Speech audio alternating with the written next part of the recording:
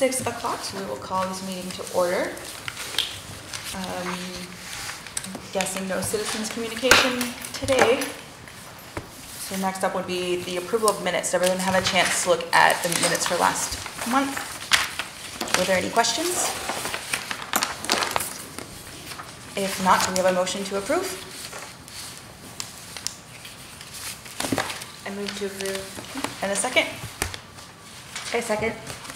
Approved. The library report.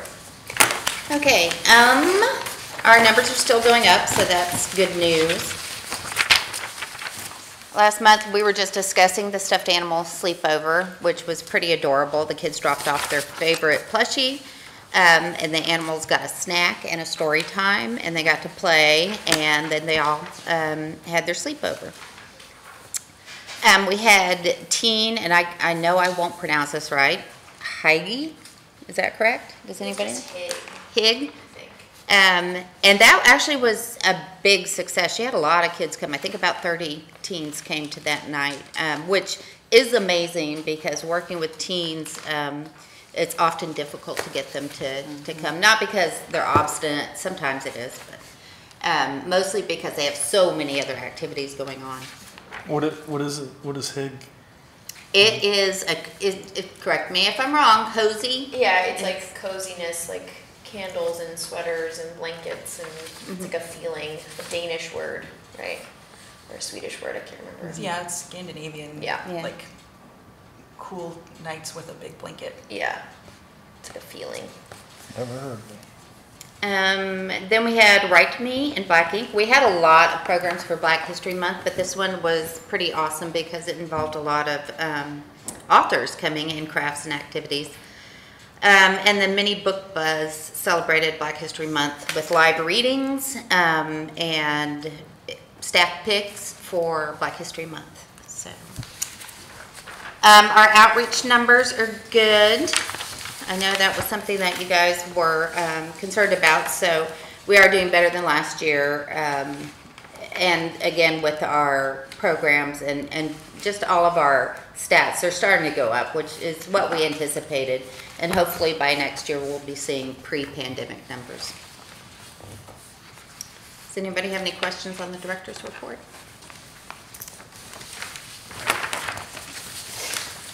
I know you said Sophie isn't here tonight, but did they send anything? No. And we'll move on to the Friends of the Library report. The Friends of the Library had a book sale last Thursday, and as is our tradition, we leave it up as long as we can so people can still browse and just drop a donation if they have it. It's not required in the donation box. They did very, very well.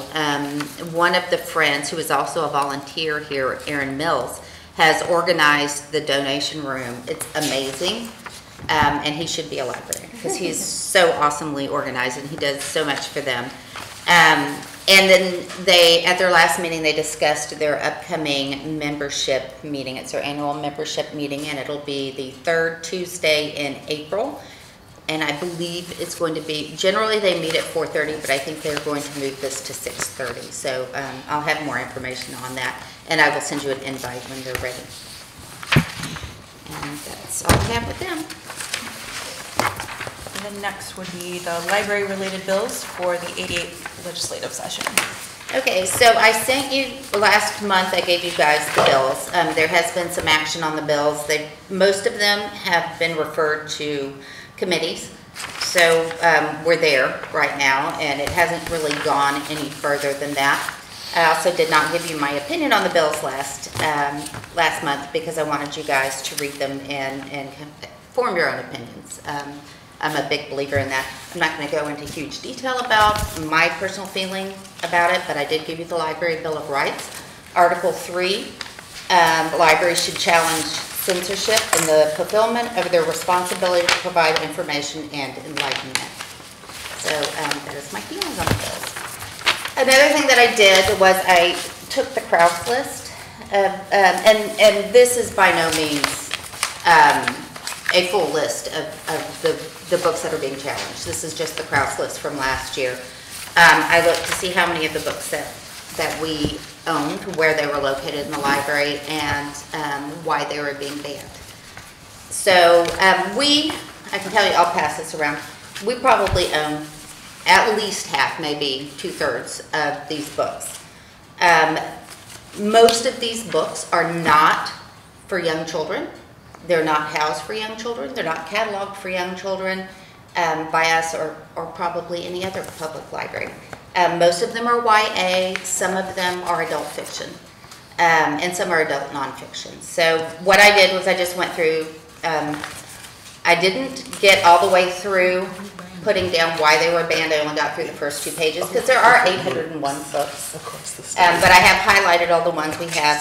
And I did this so that we could take a look and see how this would affect the library if these books were banned. So anything that's highlighted would not be allowed. So, okay, Rosie, don't be mad. You know how I feel about censorship.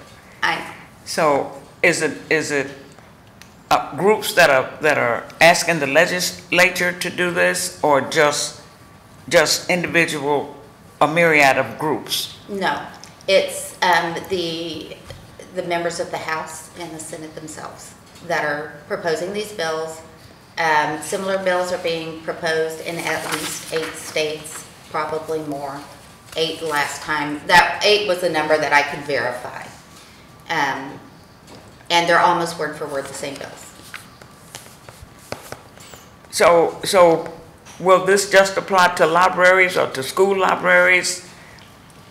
That's Do you the know? million-dollar question. Many of the bills that are being proposed are specifically state school libraries, but some of them do talk about junior colleges, institutes of higher education, and many of them don't specifically say what type of library. So it's, or even a library, I mean. A broad interpretation could be that it would encompass any kind of a library, a bookstore, what have you. Okay, when I lived in New Jersey, we had several instances where parents were disgruntled about different books in the library, but how it was set up was that different committees formed of parents made the decision as to whether or not the books were going to be removed. I was always on those committees. Mm-hmm. We never removed not one book. This is, yeah. I'm trying very hard to reserve my personal opinions. These are bills that are being brought forth by lawmakers in the state of Texas. But we're paying. I mean, my taxes pay for my library. And they get the right to decide what to do with my money. Okay. All Yeah. right. I'll write a letter. That's what I do. Yeah. Okay. So if you want, I Wow. can pass this around. Please. The ones that are in yellow, it's LGBTQIA plus materials and materials for people of color, or about or by people of That's what color. I So figured. I'll just pass that around. The and ones let in guys yellow, look you at say? it. And again, I'm not trying to stir anybody up. Right. I just want you guys to be aware that this is legislation that has now gone to committee, and that it, if passed, will Yes. impact this library Yes. in a big way. And knowledge is power. And learning is going to affect learning.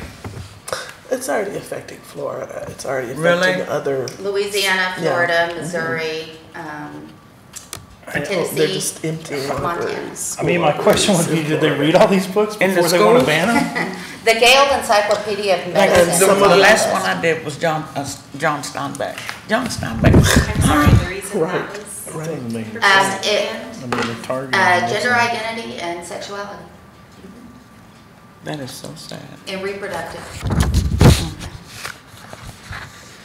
Maybe that's why. All Oh, right, so absolutely. does anybody have anything else on the bill? I mean, Oh, I read today there were 32, the 32 minimum now? of Yeah. 32 library-related bills wow. filed. Now, and at least one of them is a good bill. It is allowing the Texas State Library and Archives Commission to provide funding for construction grants. Okay. Um, Yeah, but they ain't gonna have no books in it. Will be. So, yeah.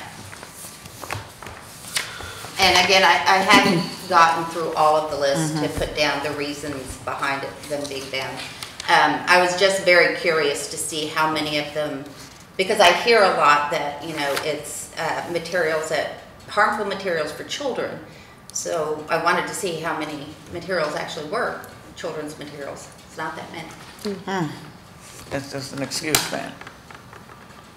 So that's what this paper is for in regards to these bills.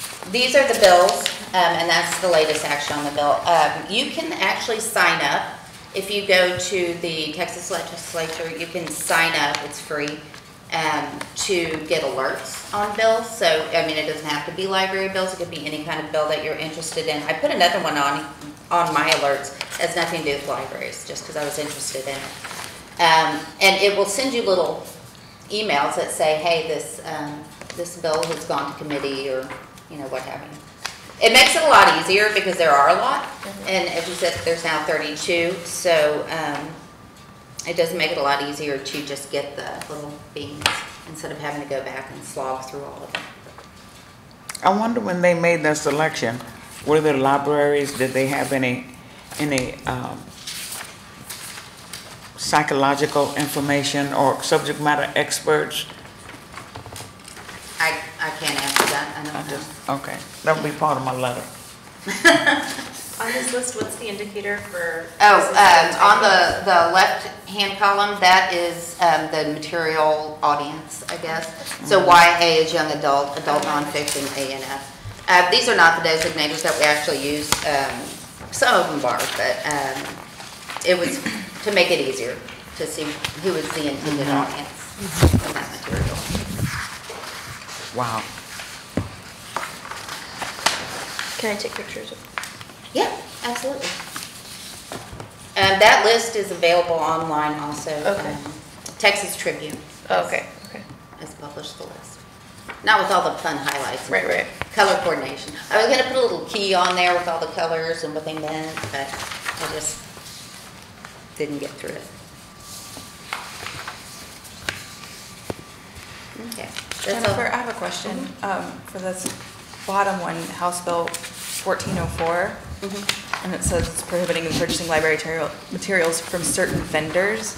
Is that just Yes. like another workaround on limiting materials, or is this like a separate, now there's also like, It's, we have a favorite publishing house? from what I understand, and I actually did a webinar that they went through all the bills and they explained all of them. That is a bill that if a school was found to have a material that was considered harmful to children and they don't define the parameters for that, then all of the schools would be banned or barred from ordering anything from that vendor. So it is a bill that would,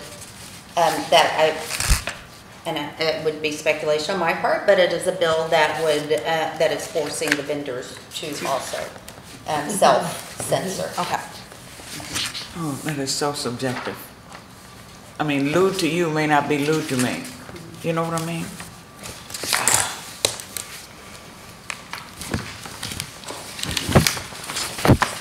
Anyway, Roosevelt Weeks, the director of Austin Public Library, is amazing and has been in the news lately, so just Google him and you will see all the amazing things he's doing in regard to this legislation. So.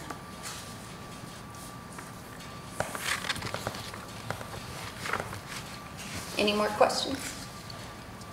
Comments? No? I'm sure we'll be revisiting these as the session goes on. The session wraps up in May, I believe. Is it the end of May? I think it's May 24th or something. That sounds right. So that's coming, and we'll see, which of these bills. A lot of the bills on here are essentially the same bill. It's just they're in there 11 times. So we'll see how that pans out.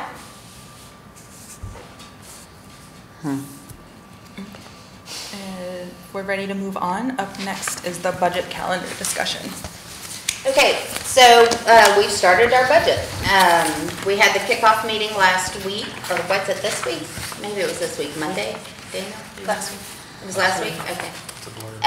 That information's already been deleted out of my brain. So we've begun, and what I traditionally do is I keep 3 spreadsheets, one for facilities and maintenance, one for IT, and then the wish list. And the wish list is what I have staff, because I like to get them involved in it, and they have ideas I don't, would like to have in the library. And on that wish list, I put in requests from things like the board and the requests from our customers. So those are out there and ready to go. If y'all have any suggestions or requests, feel free to let me know. But again, we're just at the very beginning of it. On our budget from last year, which I included in here so that you guys could see, there is a mistake on it that I noticed, and that I'm sure it's entirely my fault. And the mistake was under the performance measures. Yeah, the performance measures, the amount saved, is it on here? By the public is not correct. Those were projections, not actuals. So I have the actuals now, and that'll be, I've already let finance know I'll be putting the actuals in the new budget. So this year, we're looking at a couple of things. We're going to do the phase 2 of the RFID project. So we've started phase 1. We've got the tags and we've got the rented equipment to start tagging all of the items in the library. It's 93,000 items, so it's going to take a while. And next year is when we start getting the actual equipment, like the hardware. So an automatic book drop, so when people put their books through the book drop, they check them in. The kiosks where people can set a stack of books on them and check out that way. And then I was up in Round Rock touring their new library, and they also use TechLogic, which is the same company we're doing our RFID with. And I looked at their security gates because I don't like security gates personally. I think that they just send a bad message that, you know, oh, you're stealing from us. But the ones they had were actually not bad looking. They were clear glass and they just looked like art. So that wasn't bad looking at all. One thing I did like about the security gates is their potential for, if somebody just forgets to check something out, that when they go through that, it can check it out if they have their library card with them. So there was that, and that was cool. But the coolest thing is the automatic book drops, because if we were to in the future go further with that automation, it can sort also. So you could add on that equipment that would automatically sort the items coming in. So all the kids' items would go into one bin and all the adult in the other. And it just makes it a lot faster and more accurate in the check-in process. Which they had over at Round Rock. They had that whole conveyor belt, and I loved it. It's pretty cool to watch through the window. Yeah, yeah. If y'all haven't been to that library, it's beautiful. It's really beautiful. So that's it for the budget so far. Not a lot going on. We did do our first quarter meeting with the finance department, and we're doing fine right now on our budget. Right on target for where we usually are this time of year. Any other questions regarding the budget? And then we have the library policy edits. Oh, yeah. I was thinking, this can't be it. It's not. Okay, so this is the cleaned up, added edits, etc. And I don't think that, okay, so one thing I did do was I removed the sexual harassment policy at the advice of legal department, and just added the links to the state law. Because they said it changes so much.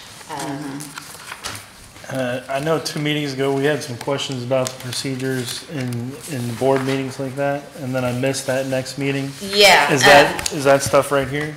Where these No, it's not in our policies, it'll be in the library board ordinance. Got it. But I think the question was, does the library board still vote on things? And yes, you do. So, we added the truancy one, and it's highlighted where legal had suggested we highlighted. Public computers, volunteers, and I think the other question that we had was the collection development challenges, which is one that we should pay attention to. Oh, and there was a question about alcohol from outside parties who are renting the space. And no, the city is not down with that, allowing that. So now we do on occasion have programs, and that's if it's a library partnership or a library program, that's a different issue, because we have like paint and sip, but I mean it's a shot glass of wine, you know, if that. So we do have that, but for outside groups that are not library partners or a library program, then that would not be allowed. We have a policy on displays, and we have a policy on programs, and I'm glad we do, but I don't know how effective it's going to be. Again, that's going to hang heavily on the bills and whether or not they pass, because they also apply to displays and programming. And I think that is all. What was the other? Oh, the other question was the appeals process for challenged materials. And outside of just saying, once an item has gone through the formal process, the decision on the material will remain in place for a period of 2 years. Again, that could all change in 2 months. We don't know.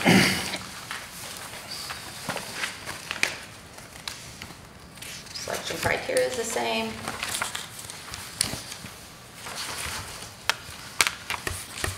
Our pet policy hasn't changed. I think that's it.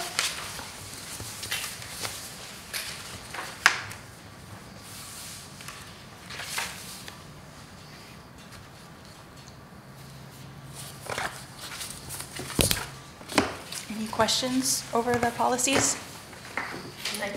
Before it's published, we'll do a spell check so we can see the areas where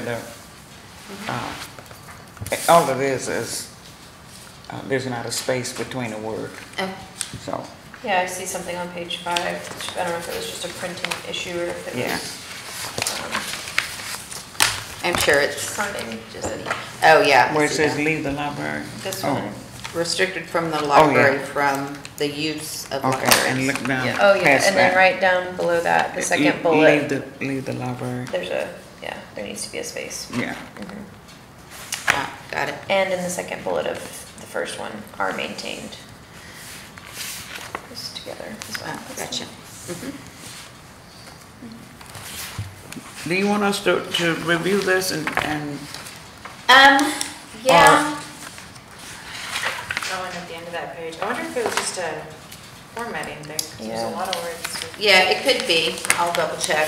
But, yeah, I mean, I don't know, like, because everything is so up in the air right now, I don't know if we're gonna be having to go back and change things in 2 months.